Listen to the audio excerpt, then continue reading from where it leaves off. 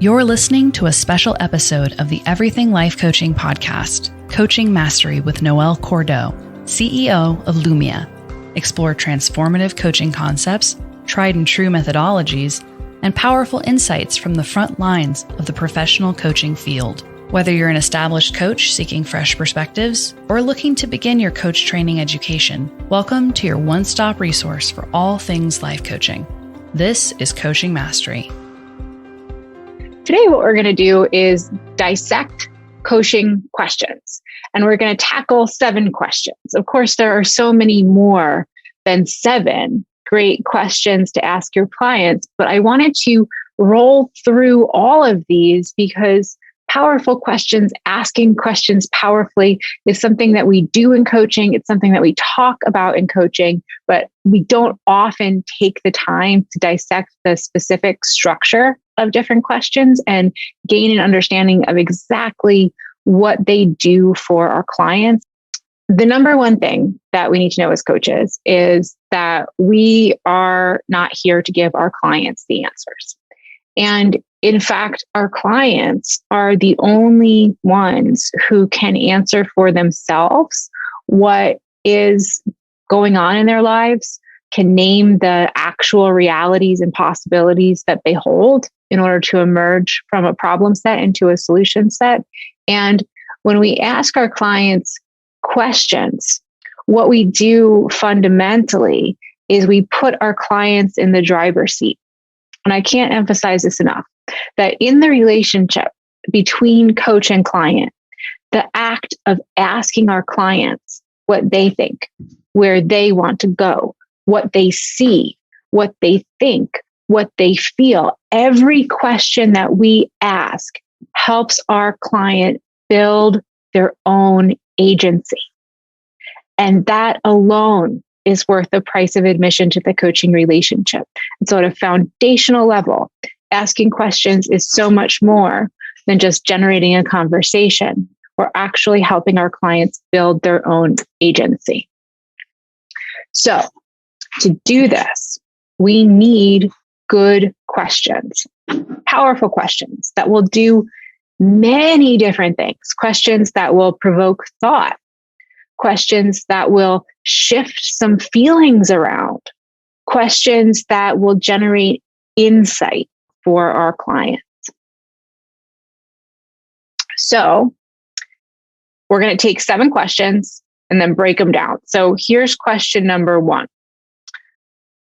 If I'm talking to my client and I'm saying, all right, client, what makes whatever it is that the client has brought to the table important as your goal for the coaching conversation today? So this is the very start of a session to orient us to where this question takes place. And for those of you who are going for ICF accreditation, this is one of the things that ICF evaluators are going to be listening for, that at the very beginning of the session, before we get to homework, after we get to pleasantries, we can say, hello, how are you today? But after that, really the first thing that we need to ask these questions is, okay, what are we working on? And what makes this important as your goal for the coaching conversation today?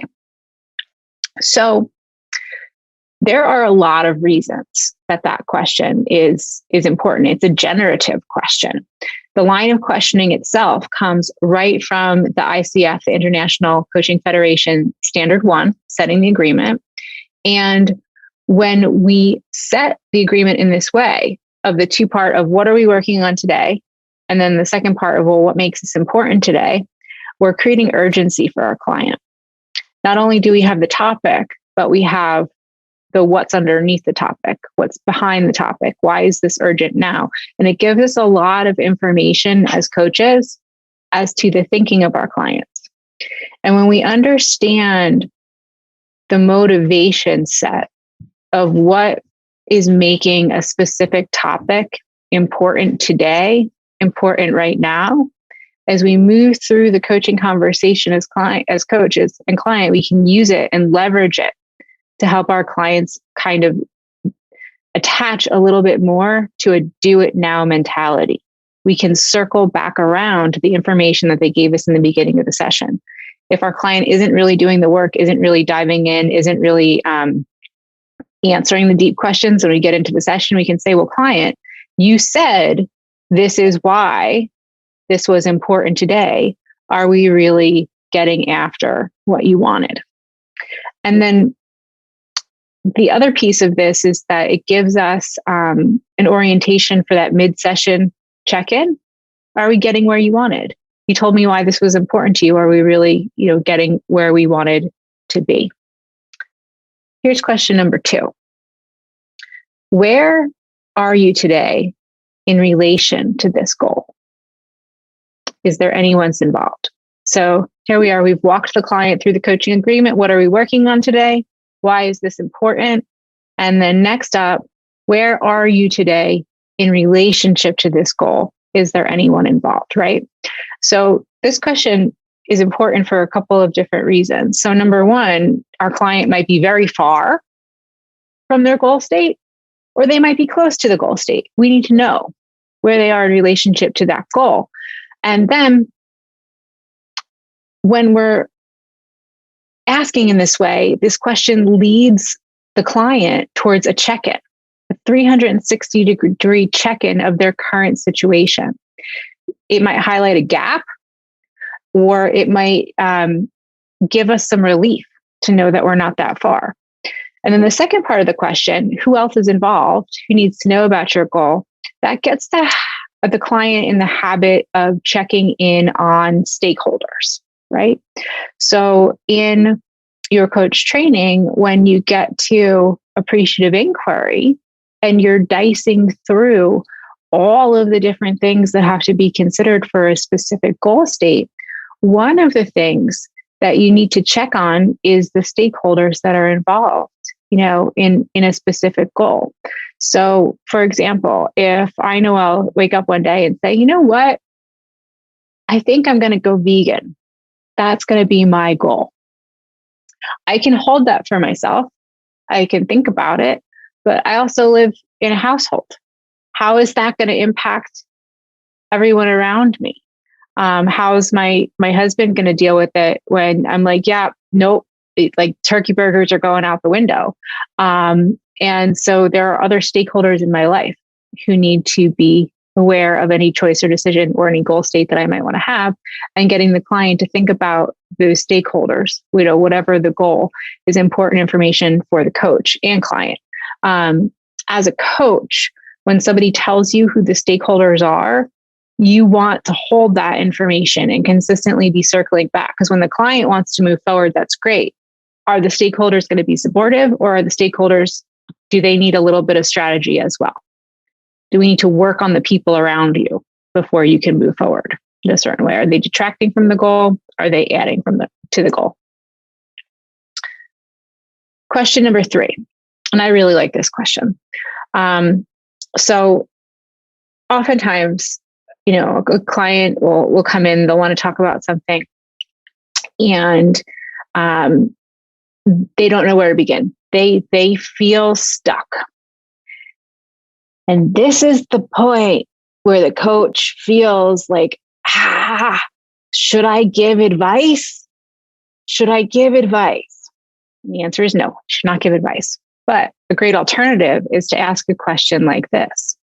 What are some options that you have in this situation? So in order to get started with anything, we need a plan. And one of my favorite coaching frameworks is called life design. And life design as a theory posits that at any given time, there are 5 to 7 paths that are available to us, and all of them are good ones, right? So if your client doesn't know where to begin, and you're asking them, all right, let's just throw some options on the table, because there are probably a lot of different paths that you could take, and they might all be good ones. That gets us to start thinking outside the box. Another way that we could roll with this question, or with this kind of question, is to say to our client, how about you and I partner together and we both throw some options on the table, right? So now, obviously, you don't know your client's life. You're not living in your client's life. The options that you throw on the table might be, complete bullshit, but it feels good to be working with a partner. And just the act of throwing things out together might get your client generating some new ideas. And oftentimes, some of the really off the wall stuff that you say might actually generate a spark for your client. I was working in a session with a client who needed to come up with a way of making more money and needed to come up with a way of making some more money fast. Now, I had no earthly idea what this client's particular skill set was, what the realities of the situation were, how that person could really go about turning a buck fast. But I said, hey, let's just do a brainstorming session together. And the first thing that I threw out was, how about an eBay store, right? So we're brainstorming, we're just generating ideas. Now, the idea of the eBay store was very, very, very far from where my client ended up and what my client is going to do. But here's what happened. The fact that I said that stimulated an idea, and that idea revolved around partnership. In that moment, my client realized, I know somebody who does an eBay store. I know somebody who does X. I know somebody who does Y. I know somebody who does Z. I might not have to do this alone. And so the simple act of brainstorming, of generating options, of creating new ideas, even if you as a coach know that they're probably not going to land, opens the space, opens the prefrontal cortex to be able to examine new ideas. And that's one of the ways that we begin to then narrow down and form action steps. All right. Here's another. This one is called a scaling question. And for those of you in ICF land, you'll need to know what a scaling question is. And scaling questions are great because they give you so much information. So your client's moving towards action steps, and we want to check in on readiness to act. That's one of the standards that the ICF holds is, okay, your client has said, I want to do this. This is my action step. As coaches, one of the little sub steps that are in there is we actually need to check in on readiness to act. And when we say on a scale of 1 to 10, how likely are you really to follow through with this action? That gives us a lot of information about where the client is. So with this scaling question, a rule of thumb is, this comes from goal setting theory. If somebody is a 7 or above, that's pretty good. They're generally ready to act. If someone is a 7 or below, they're not actually ready to act. And we need to go back to the drawing board and work on either reconfiguring that action step or figuring out what the client might need to do to drum up more motivation to get to a 7. So what this looks like is, all right, client, on a scale of 1 to 10, how ready are you to act? Client says, I'm an 8. Coach says, that's amazing. 8 is pretty high. You must feel really good about the choice, that you've made for your action step. Let's celebrate that for a second. And then let's talk about what you're going to need to do to really get this thing going. Or client says, I think I'm probably a 5 or a 6. Okay. 5 or 6 is pretty good. What do you think is preventing you from getting to an 8 or a 9? What's underneath there? And then coach and client have a conversation about why that client is at a 5 or a 6 versus 7, 8, 9, 10, 100% ready to move to action. And the reason that it's important to check in on readiness is because sometimes a client will naturally follow the course of the coaching conversation, and the client will want to please the coach, but they might not necessarily be ready to follow through with the action that they've named.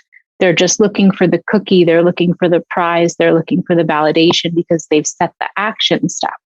And so we need to check in and have that honest conversation around, this seems like a good step forward. How ready are you to take it? Here's another great one.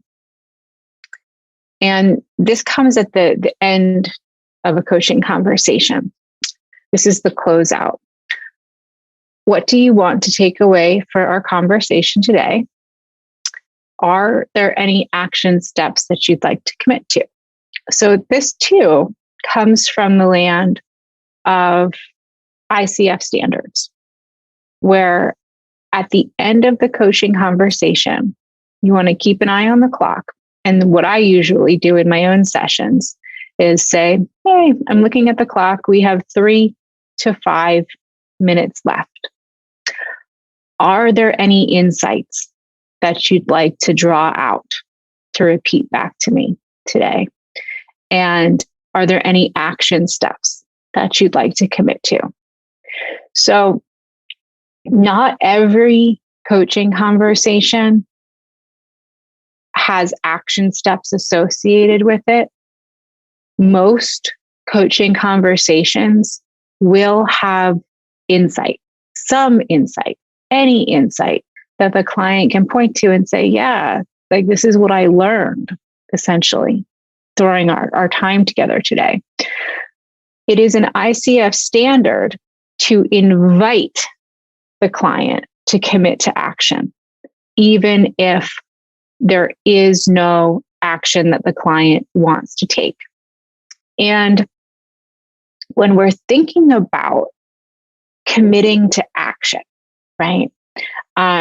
Many of us assume that action takes the form of something physical, like putting on your hiking boots and tying them and physically walking out the door. That's not necessarily true when it comes to goal accomplishment. Sometimes a very acceptable action state for a client is, I'm going to think about that. I'm going to think about what it would be like for me to speak up in that meeting. I'm going to think about what it would be like for me to shave my head. I'm going to think about what it would be like for me to be single. I'm going to learn is another acceptable action step. I might need to learn a little bit more about all of the different apps that I can learn Spanish on, if that's a goal. I might need to learn a little bit more about any foreign language clubs that are in my neighborhood if I want to embark on this goal. Living with an idea, circling something, observing something, noticing something are all really acceptable action states. Noticing is a really good one. And that's an overlooked piece of goal accomplishment. If somebody wants to change something, step one is reflection. Step one is noticing. Step one is taking stock of where we're at when something comes up, or even how a pain point feels, so that they're building motivation day after day, week after week to make the change. When I work with clients who are in unhappy relationships of all kinds, so it could be an unhappy work relationship. It could be an unhappy relationship with a partner. It could be an unhappy relationship with a friend. And it's some sort of relationship where the client knows that they want to make a change, but they don't have enough evidence or motivation to make the change. What I ask folks to do is to get a paper calendar and to draw a smiley face for all of the days that you're happy, a sad face for all the days that you're sad, and a neutral face for all the days that you're neutral, so that you could actually look back over the course of however long and say, wow, I was really happy for that whole month, or wow, I was really unhappy for the last 1 week, 2 weeks, 3 weeks, month, whatever it is. So when we're closing out the session and asking for that commitment, we also want to make sure that we're giving our clients permission to really explore all of the different nuances of the ways that they can consider themselves in terms of growth and movement. So question number 6, you're a coach, you're in session. You ask your client, can you tell me more about this? Why might we want to do this as coaches? For a million reasons. So first of all, if we find ourselves triggered in session and we need to buy time in order to get ourselves emotionally together, tell me more is an excellent way to buy yourself time so that your client keeps talking and you can get out of your own head. Remember that you're a conduit. Remember it's not about you, and plug back into your client as they're going on and on and on with detail. 100%. Is if ever you feel like you're not 100% together, you have two choices. You can say to your client, hey, listen, I'm having a human moment. Like I feel a little bit triggered right now. Like I just need to collect myself, and you can be honest. Or you can say, can you tell me more? And let the client do their thing. Another reason why we might want to say, can you tell me more about this? And this is especially true for young coaches, is that it's normal for us to take what the client has said at face value and quickly move on.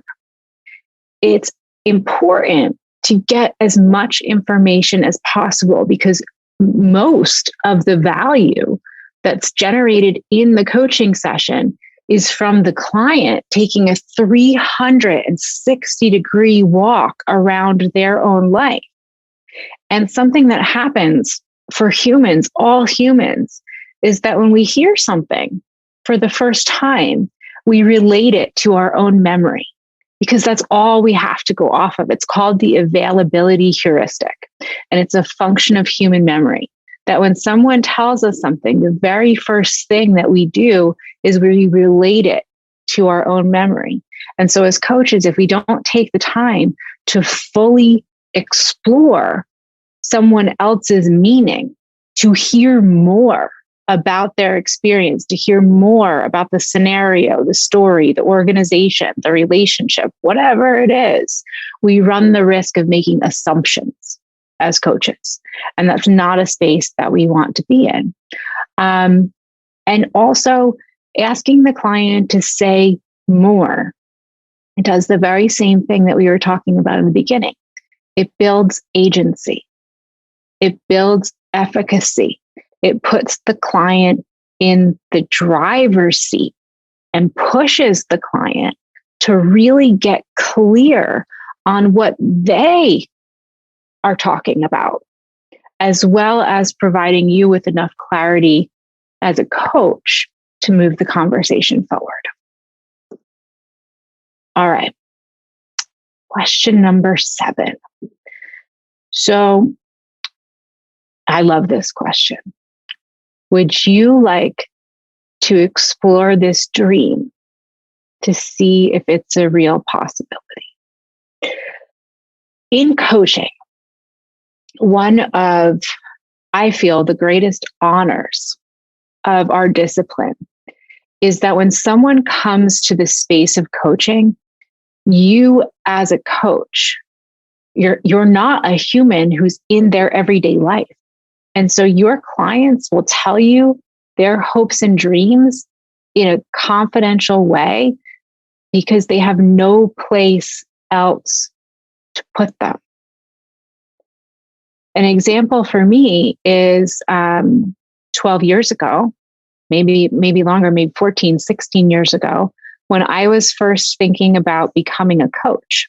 I had a little article that I had found about the wellness industry, that coaching was going to be the next big thing. And I hung it up, I printed it out and I hung it up and I put it on my fridge. And I looked at it every day. And I remember it very vividly. It's pale purple.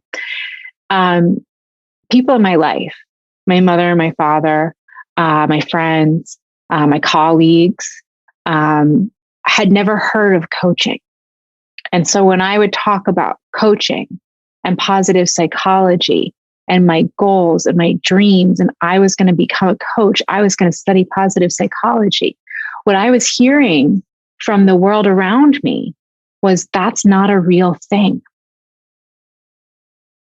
And that is so true of so many of our clients. The reason that people come to the space of coaching is because they want to do something that they cannot accomplish with the standard set of humans and tools that they have available right in front of them.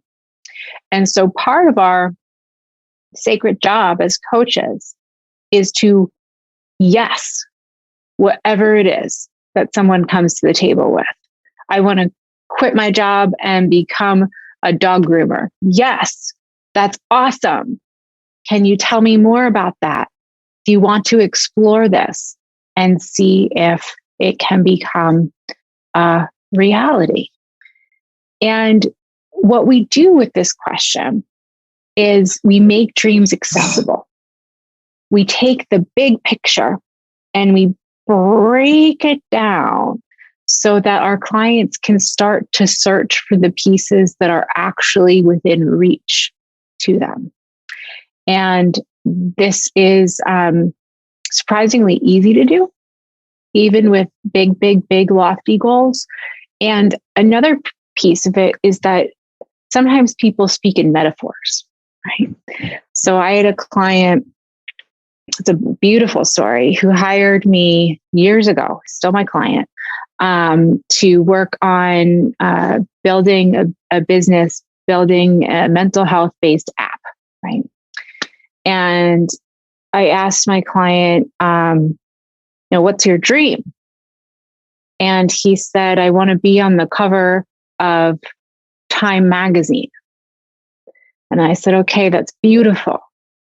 Can we talk about this dream so that we can really explore it and see if it can become a reality?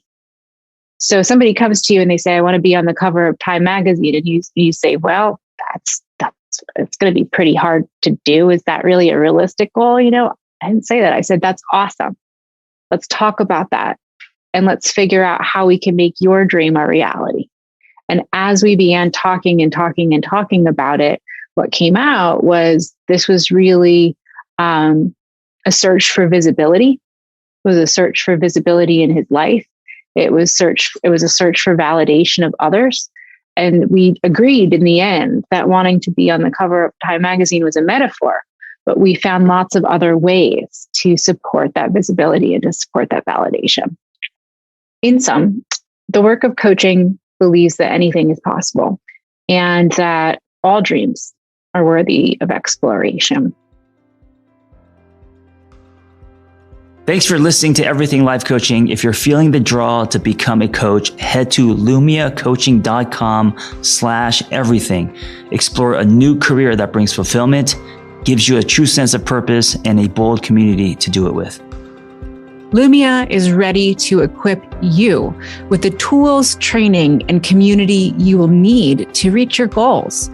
If you're ready to build a unique coaching business on your own terms while making an impact on the world at large, Lumia is the next bold step in your coaching journey.